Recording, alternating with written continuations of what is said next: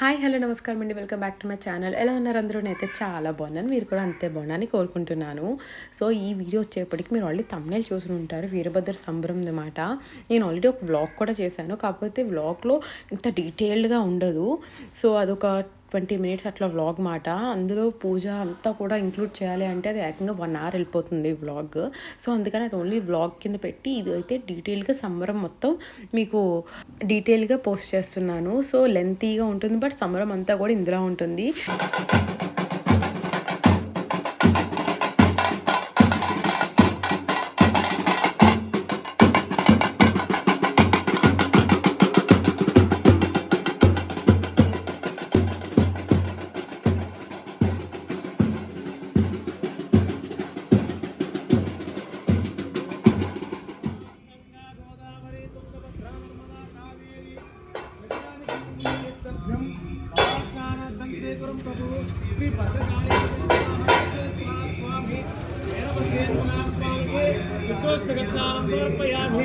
हरेंद्र कुमार द्रव्याणि समर्पयामि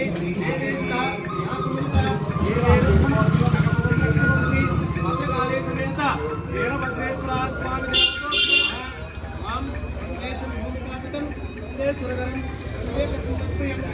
जगत्कारणं वंदे पंडितभूषणं वंदे सुशांतवदनं श्री वीरभद्रेश्वर स्वामी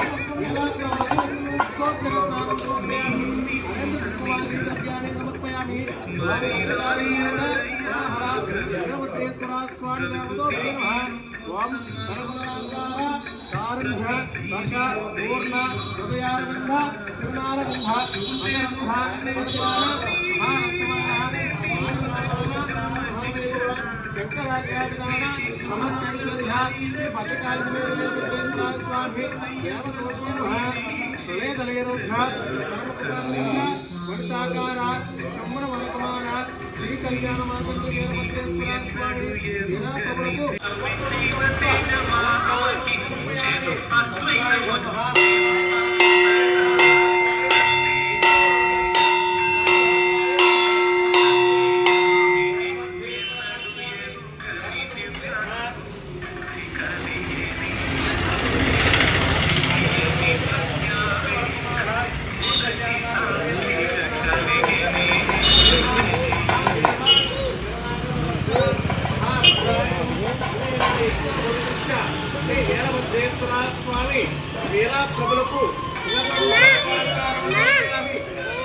जी हाँ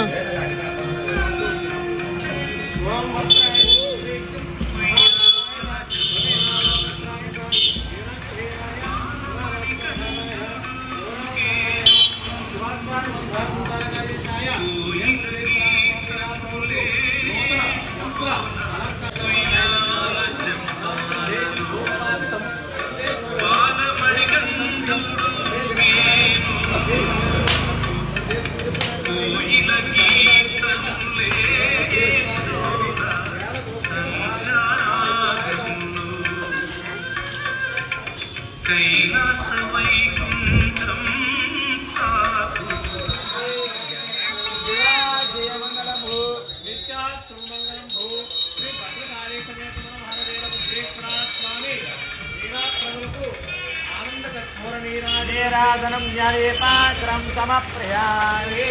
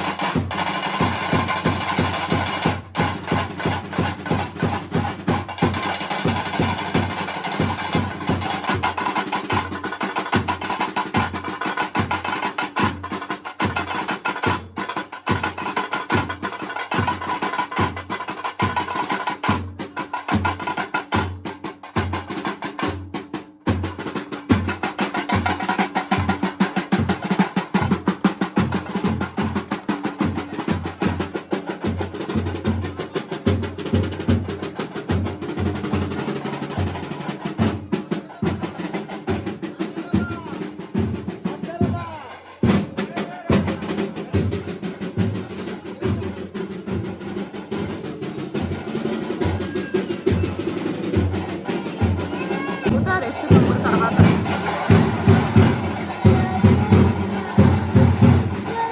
అయ్యో దేనికి మేము ఉన్నాం కదా, వీరభద్రుని కన్నం పెట్టుకో.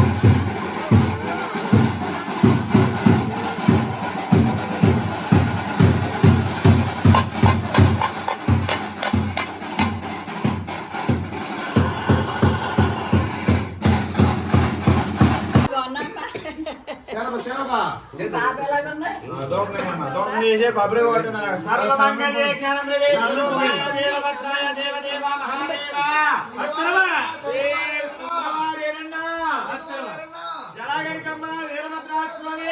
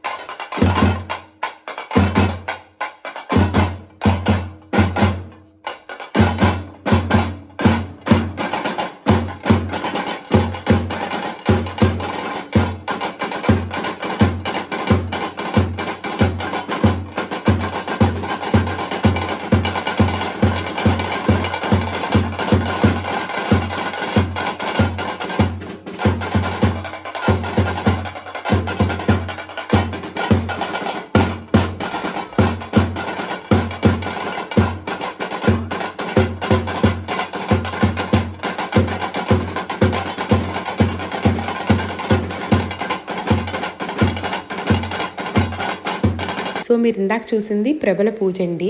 సో ముందు రామాలయం దగ్గరికి వెళ్ళి ప్రభలకి పూజ చేసి తీసుకొచ్చాము. తర్వాత మా వీరభద్రుల్ని అలాగే అంటే చలికివారి వీరభద్రుల్ని, చుండ్రు వీరభద్రుల్ని మేము ఎప్పుడు పూజ చేసుకున్నా 2 పల్లకీలు 2 వీరభద్రులు అన్నమాట. అంటే 2 ఇంటి వీరభద్రులు. అంటే మా అమ్మమ్మ వాళ్ళది చలికోరిది, మా తాతయ్య వాళ్ళది చుండ్రు. ఇద్దరికి వీరభద్రులు ఉన్నారు కాబట్టి ఎప్పుడు కూడా మేము 2 వీరభద్రులకి పల్లకీలు పెట్టి చేయించుకుంటాము.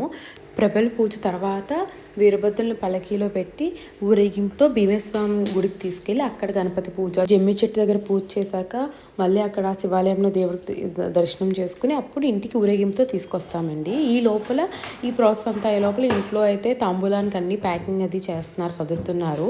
వీడియోలో నెక్స్ట్ వీరభద్రుడి సంబరం కథ కూడా ఉంటుంది. కథ కంపల్సరీ వినండి ఎందా, కానీ కథ వింటే చాలా మంచిది. సో ఇప్పుడు వీరభద్రుని తీసుకొచ్చేసాక ముందు పత్రి పూజ చేస్తాము, గణపతి పూజ అలాగే వీరభద్రుడికి పత్రి పూజ చేసి తర్వాత కొంగు పట్టడం అనేది ఉంటుంది. మనం చేసిన పత్రి మన కొంగులో పడుతుంది అన్నమాట ఆయన కటాక్షం వల్ల. తర్వాత వీరభద్రుడి కథ అనేది స్టార్ట్ అవుతుంది. అది ఒక 13 minutes దాకా ఉంటుంది. సో మీరైతే ఇప్పుడు సంబరం చూసేసేయండి.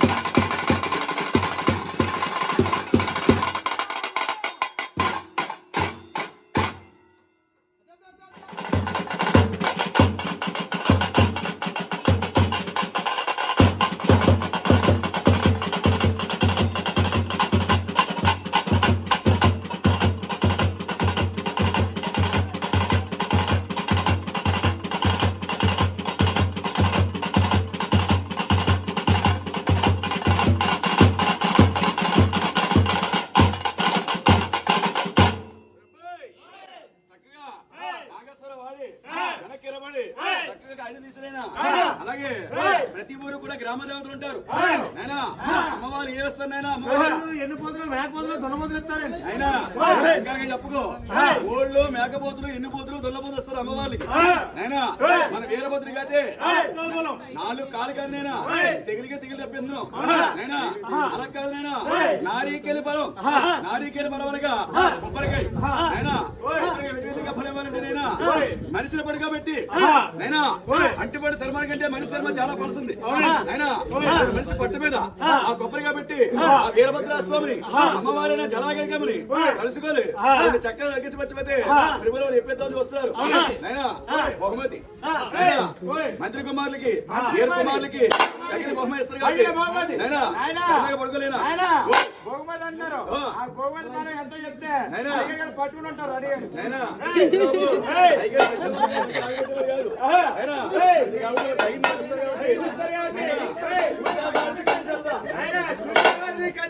చేసేవాడిది కడుపు సరదా, చేసేవాడిని కడుపు కడుపు నింపేవారు తెలుసు కాబట్టి ఇక్కడ బహుమతి ఇస్తారు కాబట్టి ఉదయించే సూర్యుడు ఎంత వెలిగిస్తాడో అవును. మన సామ్రాజ్యం గారు కూడా అవును. అంతా వెలిగిస్తారు. అవును. ఆయన ఆ వెలిగించే వారు పెట్టేవారే కానీ అవును. పెట్టేవారు కాదు. అవును. చక్కగా విన్యాసం చేసి అయినా చూపిస్తారు. అందరూ కూడా ఆనంద పెడితేనే వారు ఇస్తారు బహుమతి కాబట్టి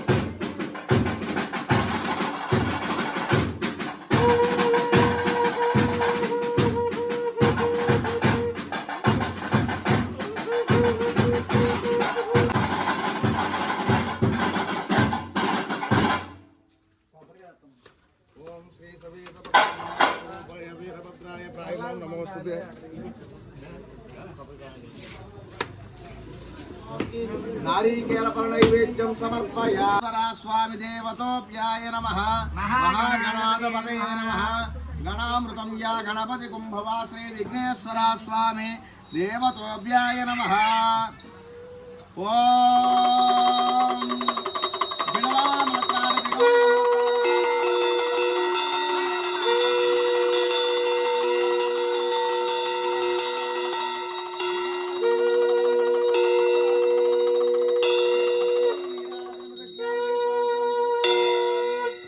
गणेश महाराज की जय, गणेश महाराज की जय, गणेश महाराज की స్వామివారికి హారతి ఇచ్చి మీరు కూడా హారతి తీసుకుని అందరికీ కూడా హారతి ఇవ్వండి అమ్మా.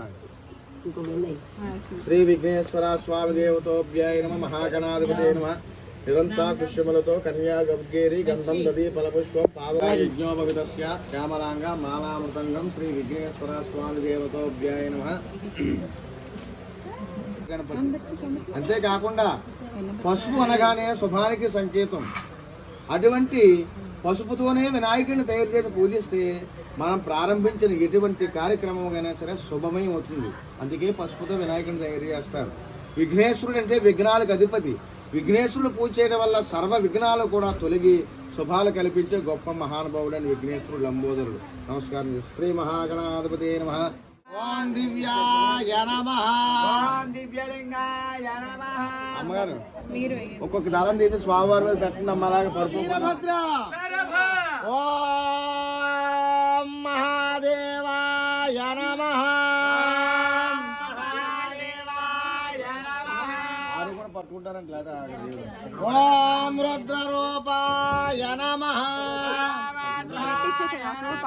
ఓం భవగోచరాయ నమః. ఓం చండమూర్తాయ నమః. ఓం రుద్రాయ నమః. ఓం భూతపదాయ నమః. ఓం సానవాయ నమః. ఓం దిగంబరాయ నమః. ఓం అష్టమూర్తాయ నమః. ఓం చతుర్భవాయ నమః. ఓం నీలాలహితాయ నమః. ఓం నీరీసాయ నమః. ఓం నిర్వికల్పాయ నమః. ఓం నిరంజనాయ నమః. ఓం దీర్ఘదేహాయ నమః. ఓం భగనేత్రవేదాయ నమః. దివ్యదేవాయ నమః. ఓం రుద్రాయ నమః. ఓం భగవతాయ నమః. ఓం భవగోచరాయ నమః. ఓం చండమూర్తాయ నమః.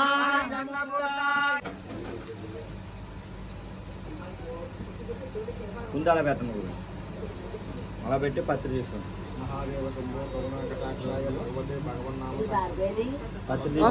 పెట్టండి. నమస్కారం. అమ్మగారు ఏ సంకల్పం చేసి కార్యక్రమం చేస్తున్నారో ఆ సంకల్పాలను కొన్నారు మనసులో స్మరించండి.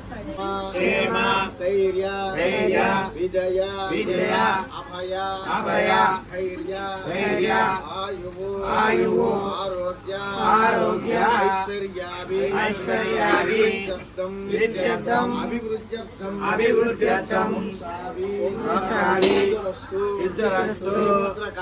భద్రకాళీ సమేత వీరభద్రేశ్వర శ్రీ వీరరూప శివద్రోహకండ ప్రచండ ప్రతాప మహాకోపి రూప వీరాంక వీర పురారాత సంహార ఘోరావతార శివ ఆచార మంతార బృందారకాదేశ సర్వాపహార శనందారి యోగేంద్ర చేతోపి జనాధార ఓ వీరభద్ర జలాకనిక నీ దివ్య త్వంబు భావింపకాలేక నమ్ము నరాకుడ నరంకురల్ తప్పులయుండు స్వయంపనయ్య వీరభద్ర స్వామి జలాకనకమ్మ నమోస్తుతే.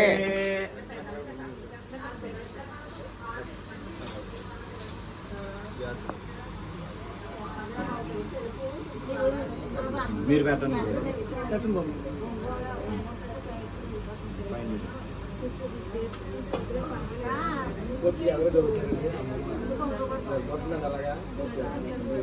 నవ్య ఉండు, నవ్య ఉండు, పట్టాలి కదా, ఉండు, నువ్వు పడేయాలి.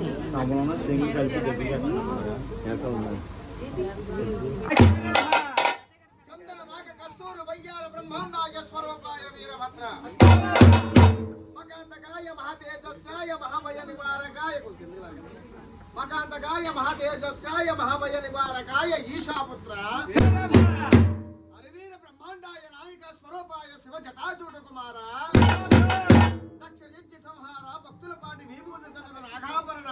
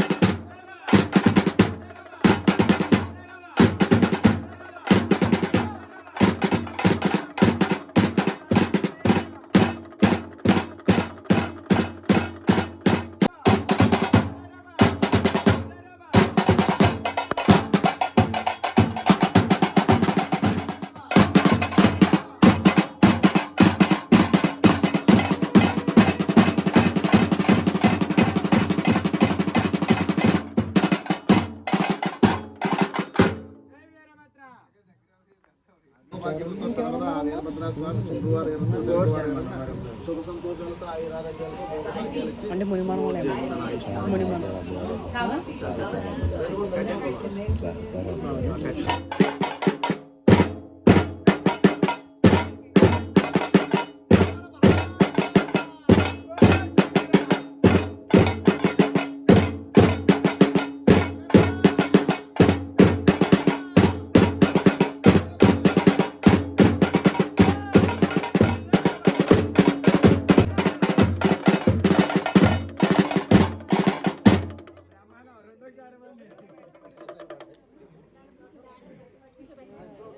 భాతాశోష రామాహానుభావా దేవాదిదేవా వీరభద్రేశ్వరా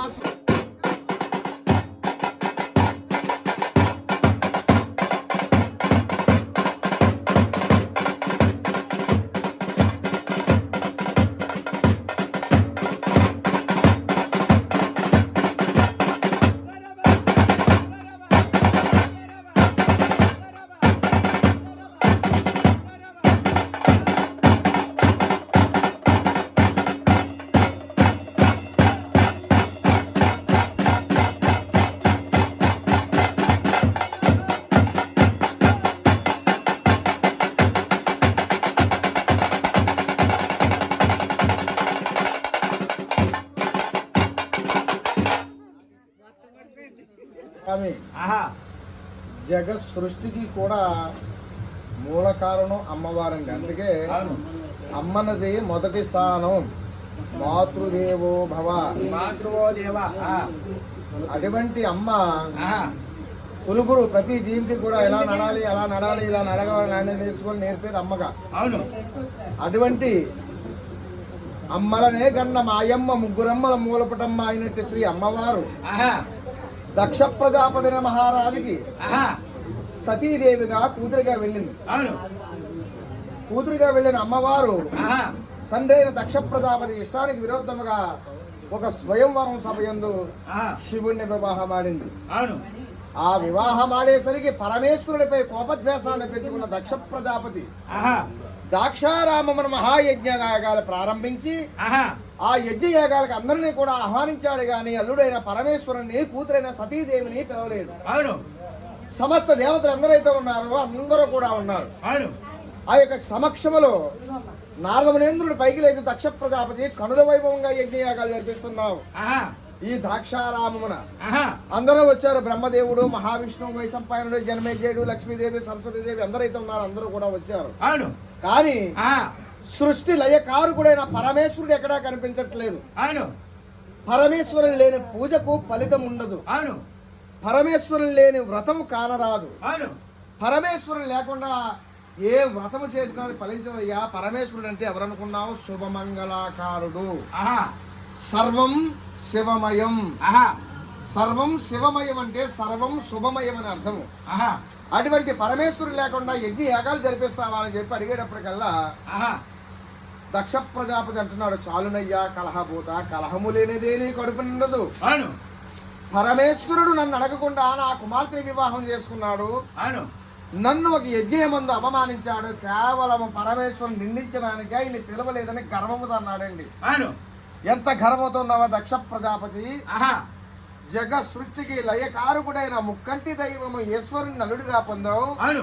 అమ్మల గన్న మాయమ్మ ముగ్గురమ్మల మూలపటమ్మ అయినట్టు అమ్మవారిని కుమార్తెగా పొందావు. అవును. ఈ అదృష్ట భాగ్యాన్ని నీవు గర్వంగా మార్చుకుంటున్నావు. నీ గర్వాన్ని నేను అణించేస్తానని చెప్పి ఆహా.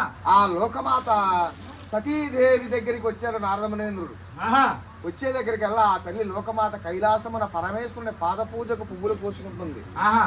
పతియే ప్రత్యక్ష దైవంగా భావించాలని చెప్పి ఆ దేవతలు 10 పాదాలకు పూజలు చేసేవారు. అక్కడికి వచ్చి అమ్మా నీవు చూస్తే ఇక్కడ ఉన్నావు, అవును. నీ పుట్టింట మహాయజ్ఞం అనే కార్యక్రమాలు జరుగుతున్నాయి. అవును. సమస్త దేవతలందరూ కూడా అక్కడే ఉన్నారు. అవును.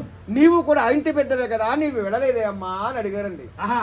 అమ్మవారు అయితే మాత్రమే ఒక మహారాజు కూతురుగా వెళ్ళింది కాబట్టి ఏ పుట్టింట్లో అయినా సరే శుభకార్యము జరిగాయంటే ముందుగా ఆనందించేది ఆ ఇంటి ఆడపిల్లలనే ఎప్పుడు వెళదామా అని. అవును. పుట్టింటి శ్రేయస్కరం, పుట్టింటి మమకారం కోరేది ఆడబిడ్డ కాబట్టి నేను ఇప్పుడే వెళతానని చెప్పి ఆ తల్లి లోకమాత పరమేశ్వరు దగ్గరకు వచ్చి స్వామి రండి మా పుట్టింటికి వెళదాం, ఆహా. మహాయజ్ఞ యాగాలు జరిపిస్తున్నారు మా నాన్నగారు, అవును. మనము కూడా వెళదాము రండి ఆహా. అని అడిగేసరికి చిరునవ్వుతో శివుడు అంటున్నాడు, దేవి ఆహా. నీవు చూస్తే ఆదిశక్తివి, అవును. లోకమాతవు, అవును. నీకు తెలియదంటూ ఏదీ లేదు. అవును. పిలవని ఏ పేరెంటమునకు కూడా వెళ్ళరాదు, ఆహా. వెళ్ళినచో అవమాన పొందుదు, వెళ్ళవద్దు దేవి అని ఆజ్ఞాపించాడు ఆ పరమేశ్వరుడు అమ్మవారిని. ఆహా. ఆ మాటలకు అమ్మవారు అంటుంది, స్వామి సదాశివ, ఆహా. యజ్ఞములకు, పెళ్లిళ్లకు, పుట్టింటికి, స్నేహితులకు, దైవ పూజలకు, వ్రతములకు, శుభ కార్యక్రమాలకు పిలవకపోయినా వెళ్ళవచ్చునట. ఆహా. నేను వెళ్ళి మనలను ఎందుచేత ఆహ్వానించలేదు, మా నాన్నగారు అందరినీ కూడా పిలిచారు, మనల్ని ఎందుకు పిలవలేదు, నేను వెళ్ళి అడిగి వస్తాను, నాకు ఆజ్ఞ ఇవ్వండి అని ఆహా. పట్టుబట్టి అడిగిందండి పరమేశ్వరుని. వెళతాను వెళతాను వెళతానని పట్టుబట్టి అలా అడిగేసరికి పరమేశ్వరుడు అంటున్నాడు, దేవి ఆహా. ఇంత చెప్పినా సరే నీ వెళతాను వెళతాను వెళతాను అంటున్నావు కాబట్టి ఆహా. వెళ్ళు అన్నాడండి. ఆహా. వెళ్ళు అన్నాడు కానీ రమ్మని చెప్పలేదండి. అందుచేతనే వెళ్ళి రామ్మా, వెళ్ళి రాబాబు అని సనాతనమైన ధర్మమైన మాట అంటా ఉండాలని వెళ్ళు వెళ్ళు అనకుండా అవును. వెళ్ళమంటమే తరువాయి అని ఆనందముగా ఆ తల్లి పుట్టింటికి బయలుదేరి వెళ్ళింది. ఆహా. ప్రతి ఆడబిడ్డకి ఎంత ఆనందం అంటే పుట్టింటికి వెళదామంటే, అలాగే ఆ తల్లి ఆనందముగా బయలుదేరింది. ఆహా. దాక్షారామం వస్తూ ఉన్నది, చూశాడు తండ్రి దక్ష ప్రజాపతి. ఆహా. మంత్రి సామంతులారా నేను పిలిస్తే వచ్చారు మీరు అందరూ కూడా, అవును. అదుగో పిలవకపోయినా వచ్చుచున్నది పరమశివుని భార్య అయిన నా కుమార్తె, ఆహా. నా ఇష్టమునకు విరోధముగా శివుణ్ణి వివాహం ఆడినది. అవును. అందుచేత మీరు ఎవరైనా ఆమెతో మాట్లాడి నెడల మీపై నేను తగిన చర్య తీసుకుంటానని ఆహా. ఆజ్ఞాపించేసరికి దక్ష ప్రజాపతి అంటే సామాన్యమైన రాజు కాదండి. అవును. దక్ష మహారాజు శపిస్తే ఆ యొక్క శాపానికి తిరుగుండదంట. అవును. అందుచేత ఆ రాజుకు భయపడి పుట్టింటికి వచ్చిన అమ్మవారితో ఎవ్వరు కూడా మాట్లాడటం లేదని అంతమంది దేవతలు ఉన్నారు, ఆహా. అంతమంది దేవుళ్ళు ఉన్నారు. ఆ మధ్య అటు ఇటు తిరుగుతుంది కానీ అమ్మ సతీదేవి ఆహా. ఏమమ్మా ఎంతసేపు అయింది వచ్చాని పలకరించేవారు లేరండి ఆ సభలో పుట్టింట్లో. అవును. నేరుగా తండ్రి దక్ష ప్రజాపతి వద్దకు వచ్చి, ఆహా. నాన్నగారు మీరు పిలవలేదు, కైలాసము తరపున ఆహా. నా భర్త పరమేశ్వరుడు తరపున నేను వచ్చానండి అని అడిగిందండి. అవును. కోపంతో ఉన్న దక్ష ప్రజాపతి అవతలకు పొమ్ము, ఆహా. నిన్ను ఎవరు పిలిచారు, అవును. పరమేశ్వరుడు పంపించాడా ఆహా. ఈ కార్యక్రమానికి? ఆహా. మీలాంటి వారికి ఇక్కడ ప్రవేశం ఉండడు. ఆహా. ఆయన కట్టడానికి వస్త్రాలు ఉంటాయా, పులిచర్మాలు కట్టుకు తిరుగుతాడు, అవును. వేసుకోవడానికి ఆభరణాలు ఉంటాయా, పాములు కపాలు వేసుకుంటాడు, అవును. ఉండడానికి రాజ్య భవంతులు ఏమైనా ఉంటాయా, కైలాసగిరి హిమాలయాలు ఉంటాయా, మీలాంటి వారికి ఇక్కడ ప్రవేశం లేదని అంతమంది దేవతల మధ్య అమ్మవారిని నిందించి దూషించి మాట్లాడేసరికి ఆహా. సామాన్య రాజకుమార్తెగా ఉన్న అమ్మవారికి కోపం వచ్చి ఆహా. 2 నేత్రములు కూడా ఎర్రటి అగ్ని ప్రతిధ్వనించి, ఆహా. ఏమంటున్నావు దక్ష ప్రజాపతి, పరమేశ్వరుడు నా నీవు నింద చేసి మాట్లాడేది? అవును. పరమేశ్వరుడు 84 లక్షల జీవరాశులు ఈ ప్రపంచం పైన. అవును. ఈ 84 లక్షల జీవరాశులకు కూడా ఆధారం చూపించేది శివుడు ఒక్కడే. అవును. అటువంటి శివుణ్ణి అవమానించిన చోట నేను ఉండను. అవును. నీవు ఏ కోపంతో ఏ గర్వంతో ఈ మహాయజ్ఞము చేస్తున్నావో, ఆహా. నీ యజ్ఞ యాగాల్ని నీ గర్వాన్ని కూడా ధ్వంసం చేసే దేవుడు వస్తాడని ఆ తల్లి లోకమాత ఎడమ కాలు బొటన వేలు ఆ పుట్టింట్లో నెలరాసిందండి. అవును. ఎప్పుడైతే ఈ ఎడమకాల బొటన వేలు నేల రాసిందో బగబగమంటూ అగ్ని పుట్టిందటండి. అందుచేతనే ఈ ఆడబిడ్డలు కూడా ఎడమకాళ్ళు అయ్యి రాయటింగ్ చేయకూడదమ్మా నేల మీద అని చెప్పి అంటా ఉంటారు. అవును. పుట్టింట్లో కన్నీరు గార్చిందండి. శివాని వద్దన్నో నేను వచ్చాను, నాకు మరలా ఏ జన్మున్నా ఏ అవతారం ఉన్నా నీవే నా భర్తగా లభించు స్వామి అని ప్రార్థించింది. పుట్టింటికి వచ్చిన ఆడబొడుసులు నవ్వుతా వెళ్ళాలి. పుట్టింటి కన్నీరు గార్చిన శ్రీ మహాలక్ష్మి సిరి సంపదలో కూడా రావడానికి సంకోచిస్తారటండి. ఆ తల్లి కన్నీరు మున్నీరు గార్చి పరమేశ్వరుని స్మరించి అగ్నిలోకి దూకి అమ్మవారు అగ్ని ప్రవేశం అయిపోయిందని ద్రాక్షారామమున. ఎప్పుడైతే అమ్మవారు అగ్ని ప్రవేశం అయిపోయిందో కైలాస పర్వతం అంతా కూడా కదలడం ప్రారంభించింది. ఏమిటి వైపరీత్యం? మన పరమేశ్వరుడు దివ్య దర్శనం చూసేసరికి అమ్మవారు బూడిదిగా మారిపోయింది. పరమేశ్వరుడు ఎప్పుడు కూడా ప్రశాంతంగా స్వచ్ఛశ్యామలంగా నిర్మలంగా ఉంటాడండి. అటువంటి ఆయనకి గాని కోపం వస్తే అగ్ని జ్వల త్రినేత్రుడై అరివేర భయంకరుడై మహా కోపంతో తాండవం చేస్తూ ప్రారంభించాడండి పరమేశ్వరుడు. శివుడు తాండవం చేస్తుంటే ఆ యొక్క శివదేహంలోంచి అగ్ని విరజమ్ముతుంది, జటాజుటంలోంచి మెరుపు కాంతులు వస్తున్నాయి. అంత కోపంతో తాండవం చేస్తున్నాడు.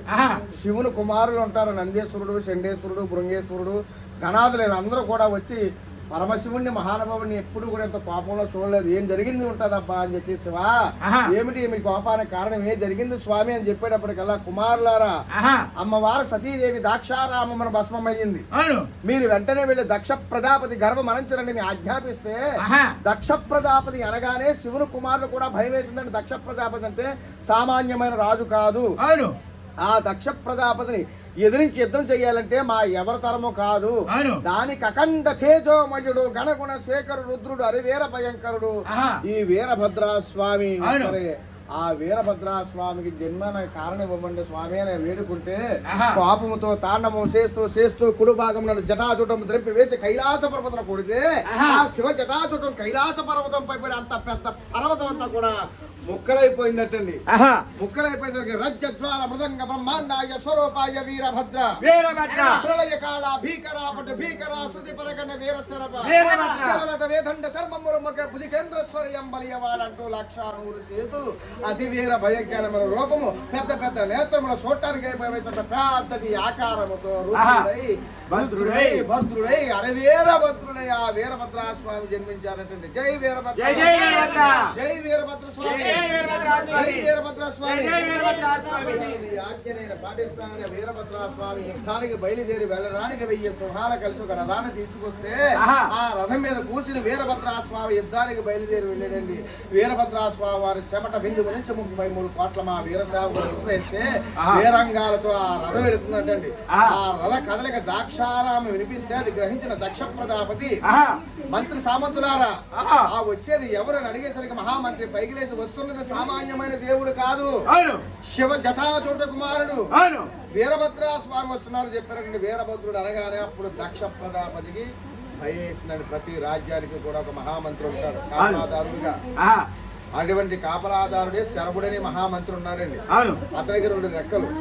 శరభ వస్తున్న వీరభద్రుడితో యుద్ధం చేసి అన్ని నుంచి పంపించని ఆజ్ఞాపిస్తే 2 రెక్కలతో ఆ శరభుడు వీరభద్రుడి దగ్గరికి వచ్చి నాతో యుద్ధం చేసి నా రాజు ఎదిరించని చెప్పేసరికి వీరభద్రుడు పకాలించినవి ఆ శరభుడిని 2 రెక్కలను కూడా ఖండించి వేసి, వీర కుమారులారు ఈ శరభుని త్రొక్కువయ్యని ఆజ్ఞాపించి వేసి అంతటి వీరభద్ర స్వామి వారు దాక్షారామం వచ్చారండి.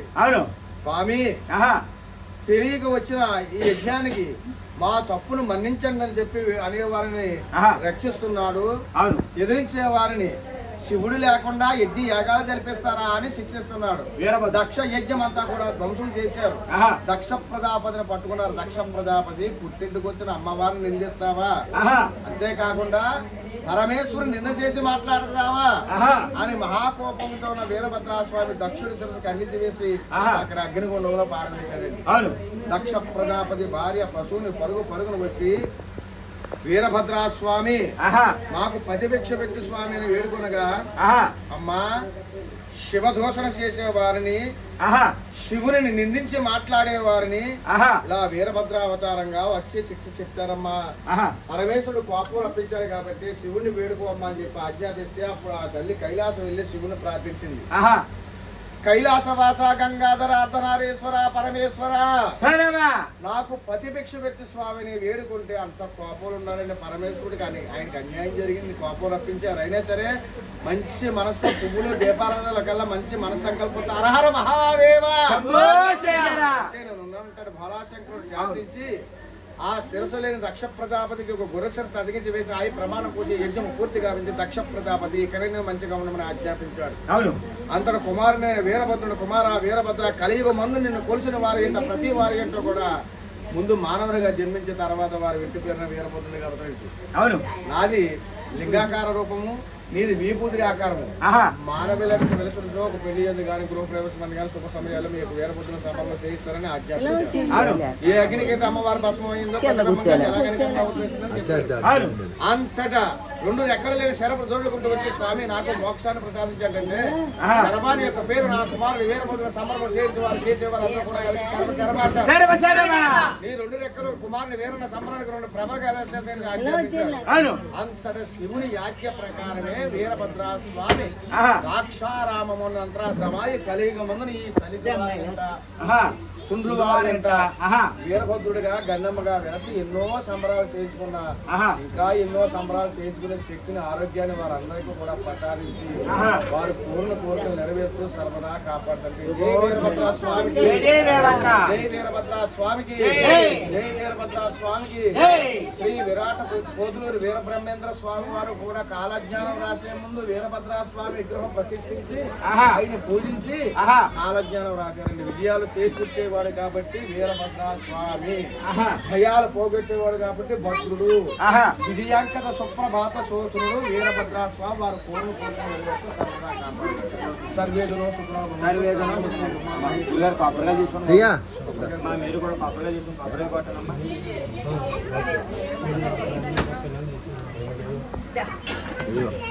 స్వామివారికి సలిగివారి వీరభద్ర స్వామివారికి శుక్రవారికి అన్నమ్మకు కర్పూర నీరాజన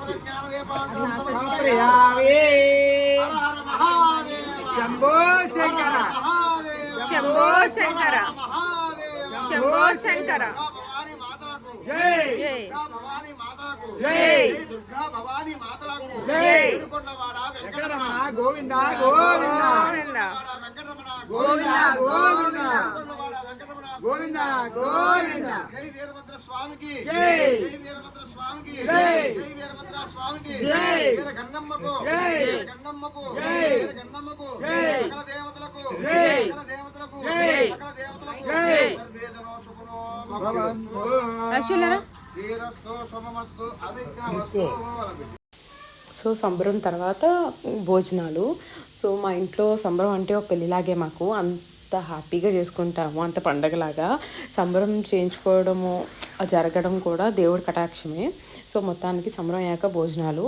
సో మీరు లాస్ట్ టైం నేను ఒకసారి వీడియో పోస్ట్ చేశాను 3 years బ్యాక్. అప్పుడు చాలామంది సంబరం వాళ్ళు కాంటాక్ట్ డీటెయిల్స్ అడిగారు, అప్పుడు ఇచ్చాను. కొంతమంది నెంబర్ నాట్ వర్కింగ్ అని అన్నారు. సో మళ్ళీ నేను డిస్క్రిప్షన్లో మీకు సంబరం వాళ్ళ డీటెయిల్స్ పేరు నెంబర్ అది మీకు డిస్క్రిప్షన్లో పెడతాను, ఎవరికైనా కావాలంటే కాంటాక్ట్ చేయొచ్చు. సో ఇది అయితే సంబరం సామర్లకోటలో జరిగిందండి. సో ఈ వీడియో అయితే ఇక్కడితో ఎండ్ చేస్తున్నాను. మీకు కూడా నచ్చితే వీడియో లైక్ చేయండి, అలాగే ఛానల్ సబ్స్క్రైబ్ చేసుకోండి. సంబరం రోజు వ్లాగ్ అయితే డిస్క్రిప్షన్లో లింక్ ఇస్తాను, నా ఛానల్లో కూడా ఉంటే చెక్ చేయండి. ఇంకా చాలా వ్లాగ్స్ ఉంటాయి, సో చెక్ చేయండి. వీడియోస్ ఫుల్గా చూడండి, వీడియోని లైక్ చేయండి. Bye bye.